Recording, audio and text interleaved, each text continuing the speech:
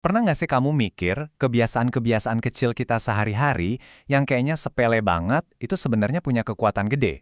Nah, hari ini kita bakal bongkar satu konsep seru namanya coffee effect. Kita bakal lihat gimana uang jajan receh bisa loh diubah jadi dana buat wujudin mimpi besar. Oke, langsung aja nih ke pertanyaan utamanya. Pilih ngopi kekinian tiap hari atau nabung buat DP rumah impian?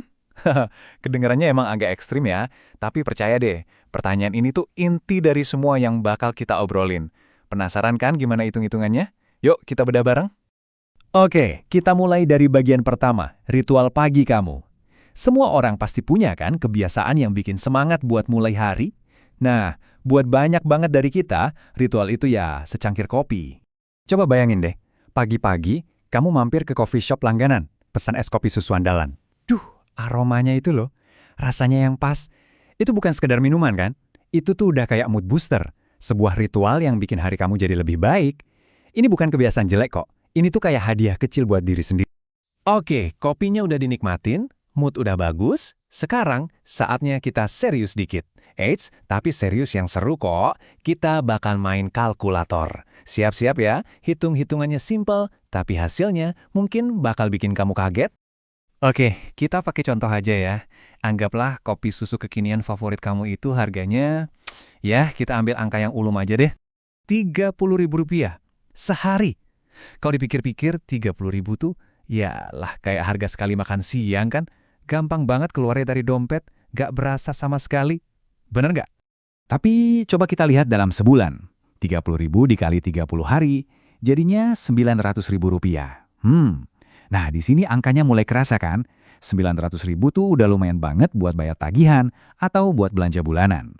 Dan sekarang, puncaknya, siap-siap ya. Dalam setahun, 30.000 per hari, itu totalnya jadi Rp10.800.000. Wow, coba diam sebentar. Duit segitu bisa buat DP motor, bisa buat modal investasi awal, atau nambahin dana buat liburan impian. Dan itu semua cuma dari secangkir kopi sehari, gila kan? Tapi, dengerin baik-baik, poin utamanya tuh, ini bukan cuma soal kopi, sama sekali bukan. Prinsip ini tuh berlaku buat semua pengeluaran kecil yang sering banget kita remehin. Coba deh, jujur sama diri sendiri. Langganan streaming yang mungkin udah jarang kamu tonton, jajanan-jajanan kecil di minimarket, ongkos ojek online buat jarak yang sebenarnya deket, atau, nah ini dia nih, keranjang belanja online yang tiba-tiba penuh pas ada flash sale. Kalau semua itu dijumlahin, wah angkanya bisa jauh lebih dahsyat dari harga kopi tadi. Nah, di balik ini semua, ada satu konsep ekonomi keren yang namanya biaya peluang atau opportunity cost. Gampangnya gini, biaya peluang itu adalah semua keuntungan potensial yang kamu lewatkan cuma karena kamu memilih satu hal dibanding hal lainnya. Jadi pertanyaannya bukan berapa harga kopinya, tapi apa yang bisa aku dapatkan dengan uang ini seandainya nggak dibelikan kopi. Ada kutipan yang bagus banget buat ngerangkum ini.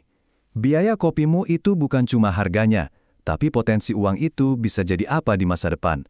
Uang itu bisa aja tumbuh di reksadana, bisa jadi dana darurat yang bikin kamu tidur nyenyak, atau jadi bata pertama buat ngebangun rumah impian kamu.